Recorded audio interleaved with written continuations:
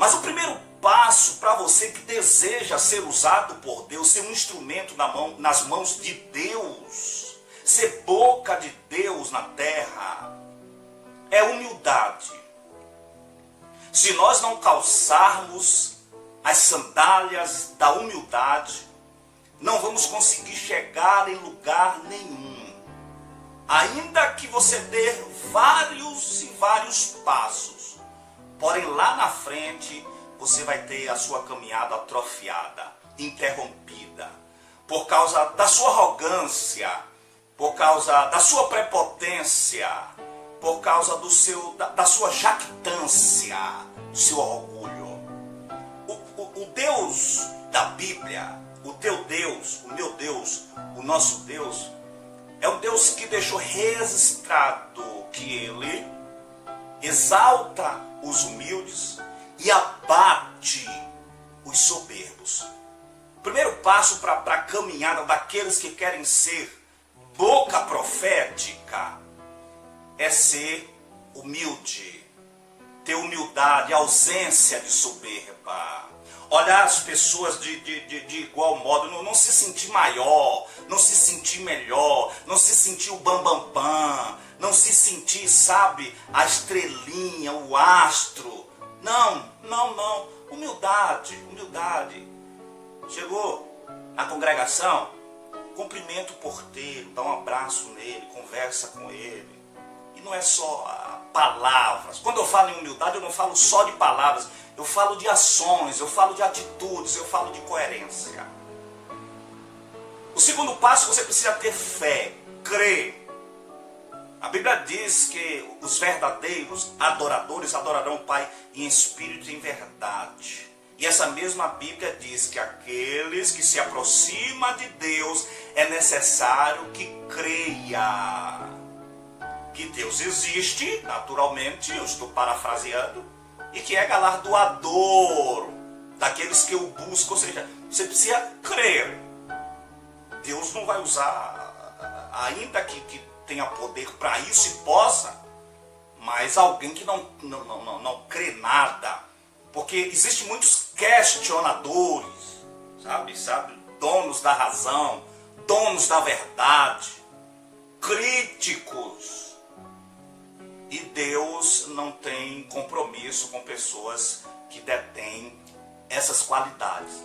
Creia que Deus existe, creia que Deus está ali, creia na palavra, creia na presença do Espírito Santo, creia nos dons espirituais e creia que Deus pode te usar.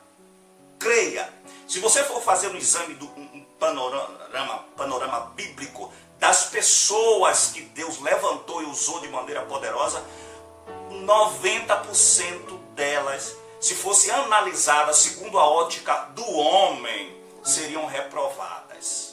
Eu não tenho tempo aqui no vídeo para dar exemplos, mas se você examinar o capítulo 11 da carta aos Hebreus, você vai ver ali a galeria dos heróis da fé. Pessoas, Moisés matou um homem, enterrou na areia. Elias não tem genealogia registrando parentesco de Elias. Davi recenseou o povo, renumerou, adulterou com Betseba. E a história do profeta Isaías, os primeiros 5 capítulos, Isaías só sabia apontar e acusar, ai de vós, ai daquele, e Deus levanta Isaías, que nos dias de hoje é conhecido como o profeta messiânico. Fé. A Bíblia diz que Tiago escreveu a sua carta e ele disse assim: Elias era homem sujeito às mesmas paixões que nós, mas orou com fé e Deus fechou o céu por 3 anos e 6 meses. Fé, creia.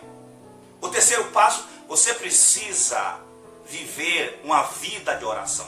A oração vai mortificar a sua carne, neutralizar o seu eu, que às vezes o nosso eu está falando muito mais alto, muito mais forte do que as nossas próprias ações.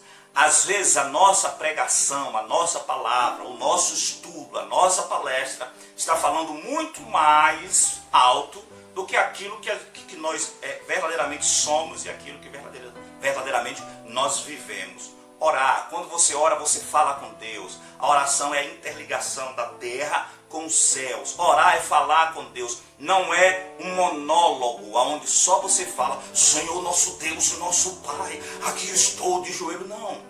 Ora, fala com Deus, rasga o coração, se derrama na presença dele, fala com ele. Quando você levantar do joelho, você vai sentir a sua alma mais leve. Orar é se comunicar com o reino espiritual. Você vai louvar na unção, você vai pregar direcionado pelo Espírito Santo, porque você orou, porque você está vivendo uma vida de oração. Eu não estou falando de viver 24 horas de joelho. Você precisa trabalhar, precisa cuidar da família, você tem uma vida. Eu falo em viver em oração. Está dirigindo, está falando com Deus. Está na máquina lavando a roupa, está falando com Deus. Está em casa, onde estiver, está no serviço trabalhando em espírito ali, você está falando com Deus. Sentou no banco da lanchonete, está ali falando com Deus. Eu estou falando em comunicação com Deus. Se derramar, confessar os pecados. É isso que eu estou falando. Se renovar na presença de Deus.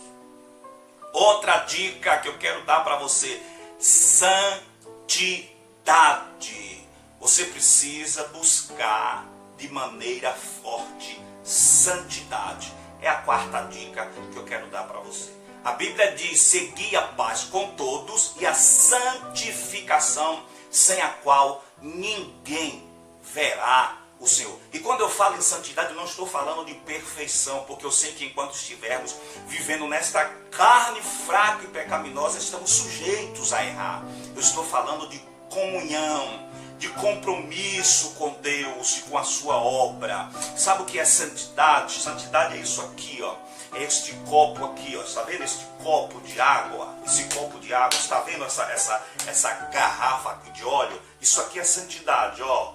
O óleo, ele desce, vai lá no fundo, sobe, observou? Sobe, ele está subindo, ó.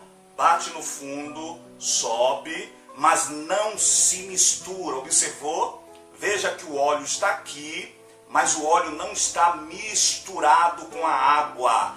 Isso é a santidade que Deus quer de você e Deus quer de mim. Está lá no meio, lá no serviço, mas não está misturado. Está no meio, está ouvindo, está vendo, contemplando, mas não está misturado. Isto é